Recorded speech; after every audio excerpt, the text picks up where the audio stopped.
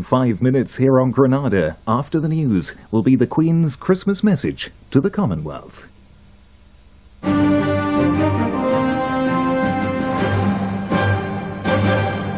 Good afternoon.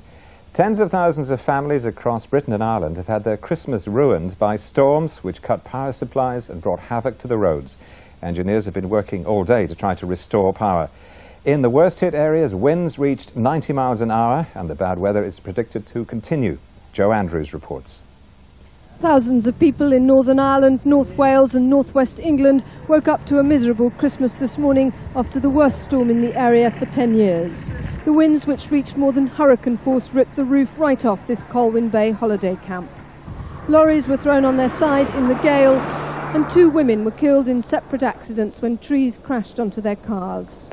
This morning, over 70,000 homes were without electricity. ManWeb called in extra staff to try to get power back to as many as possible by lunchtime. But it still left many with no prospect of a Christmas lunch. We've got a decomposing turkey in the side of the house somewhere and wondering when we're going to cook it, but we'll probably have it tomorrow sometime. But it's not just the people. At this Welsh zoo, the roof flew off the llama house during the night. And these gibbons had a narrow escape when a tree blew over close to the monkey house. This storm has brought Christmas misery to tens of thousands of people who will have to spend today without heating or light. And it may not be over yet. The forecast is for the winds to pick up again later on. Joe Andrews, ITN, North Wales. In a few minutes' time, the Queen will deliver her most keenly awaited Christmas broadcast of recent years. 1997 has been marked by sadness at Princess Diana's death and the joy of the Queen's golden wedding celebrations. This morning, the royal family went to their traditional Christmas church service at Sandringham. Our royal correspondent, Nicholas Owen, reports. Despite the Christmas smiles, this morning's church service at Sandringham was bound to stir memories of the late Princess of Wales. The royal family were on their way to the church where Diana was christened. Tribute was paid to her during the service. After it, the royal family were greeted warmly by a large crowd. There was a particularly affectionate reception for Diana's sons.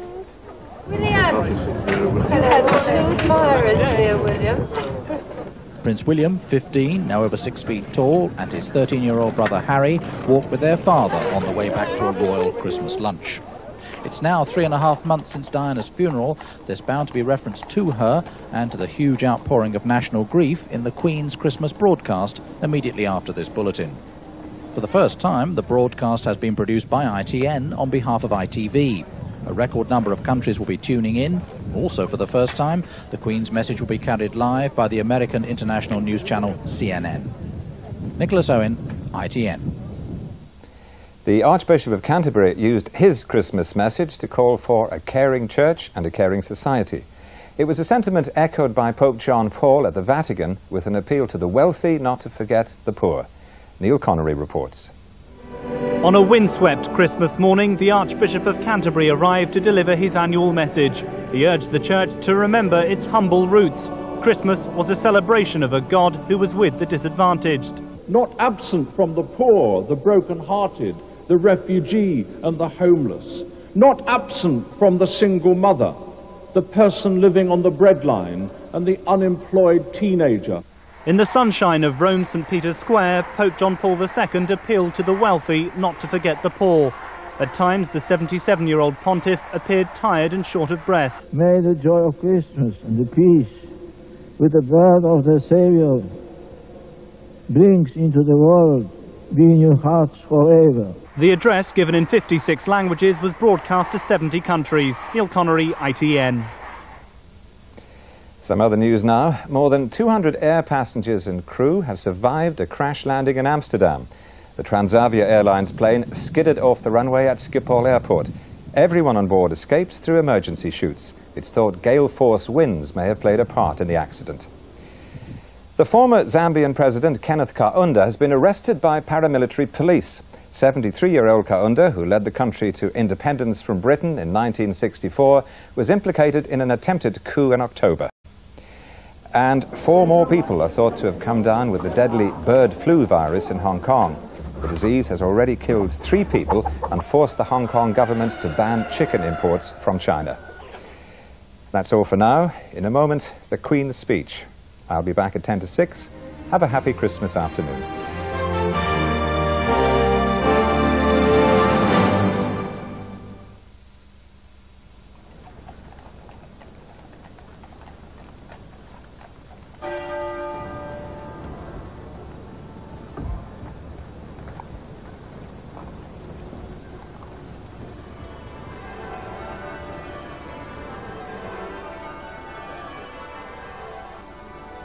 At the Christian heart of this United Kingdom stands Westminster Abbey, and it was right that it provided the setting for two events this year, one of them almost unbearably sad, and one, for Prince Philip and me, tremendously happy. Joy and sadness are part of all our lives. Indeed, the poet William Blake tells us, "Joy and woe are woven fine, a clothing for the soul divine. Under every grief and pine runs a joy with silken twine." This interweaving of joy and woe has been very much brought home to me and my family during the last months. We all felt the shock and sorrow of Diana's death. Thousands upon thousands of you expressed your grief most poignantly in the wonderful flowers and messages left in tribute to her. Thank you so much. Thank you. That was a great comfort to all those close to her. Thank you so much. Thank you.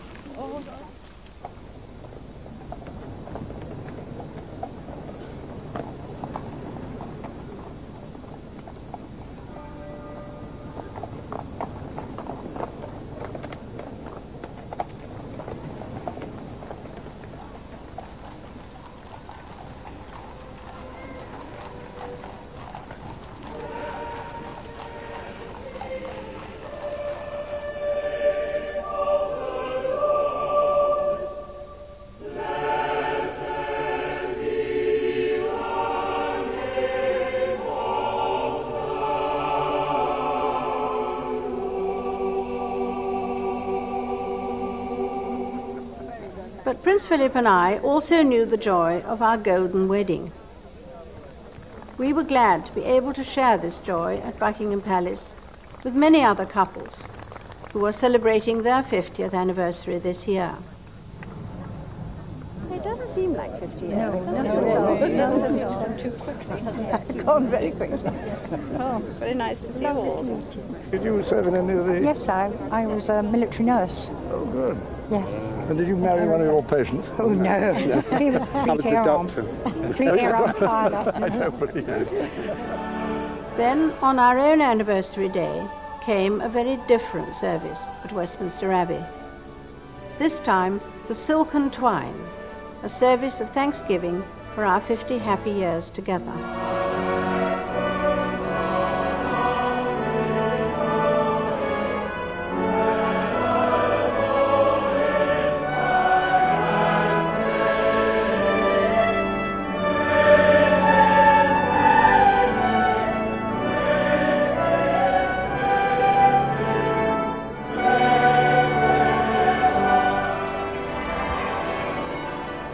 And after that service, a chance to meet and chat to so many people.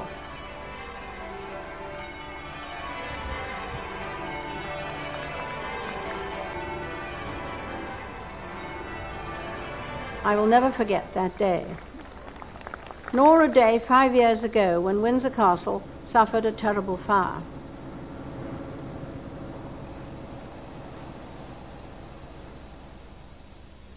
More than 100 rooms were badly damaged. This is how St. George's Hall looked then.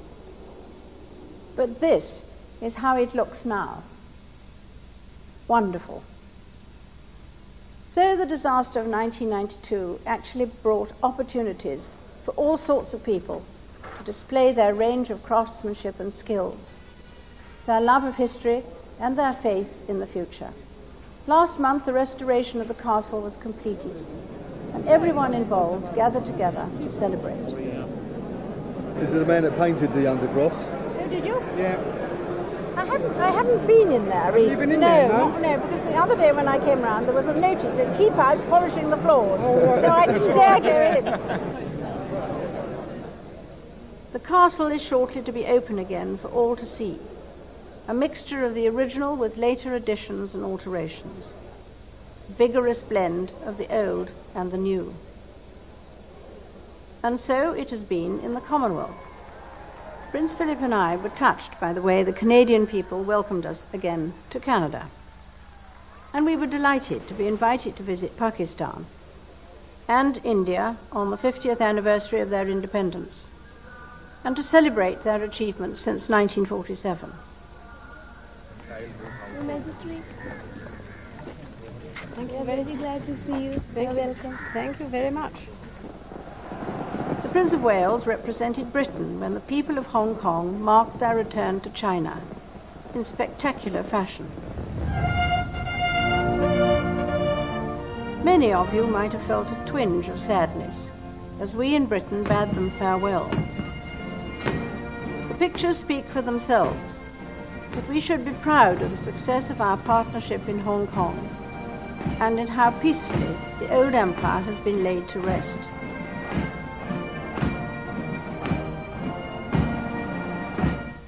Out of the old empire sprang the Commonwealth family of nations we know today, and that too has grown and changed over the years. In October, 51 representatives of Commonwealth governments met in Edinburgh, very much in the spirit of a family gathering. It was very nice having everybody here last night. Well, we enjoyed it very much. And also to see the Queen Mother. Yes, it was very nice she was able to, Absolutely. to come. We all enjoy meeting old friends and making new ones, but there was also important business to be done. Have you been at the meeting this morning? Yes.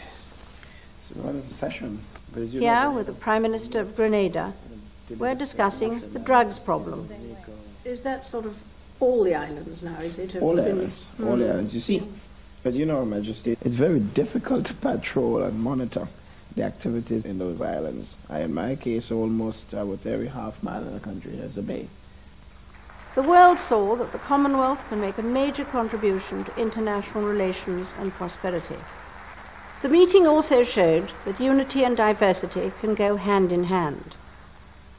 Recent developments at home, which have allowed Scotland and Wales greater say in the way they are governed, should be seen in that light and as proof that the kingdom can still enjoy all the benefits of remaining united. Being united, that is, feeling a unity of purpose, is the glue that bonds together the members of a family, a country, a commonwealth. Without it, the parts are only fragments of a whole. With it, we can be much more than the sum of those fragments. For most of us, this is a happy family day, but I am well aware that there are many of you who are alone or bereaved or suffering. My heart goes out to you, and I pray that we, the more fortunate ones, can unite to lend a helping hand wherever it is needed, and not pass by on the other side. St. Paul spoke of the first Christmas as the kindness of God dawning upon the world. The world needs that kindness now more than ever, the kindness and consideration for others that disarms malice and which allows us to get on with one another with respect and affection. Christmas reaffirms that God is with us today, but as I have discovered afresh for myself this year, He is always present in the kindness shown by our neighbours and in the love of our friends and family. God bless you all, and Happy Christmas.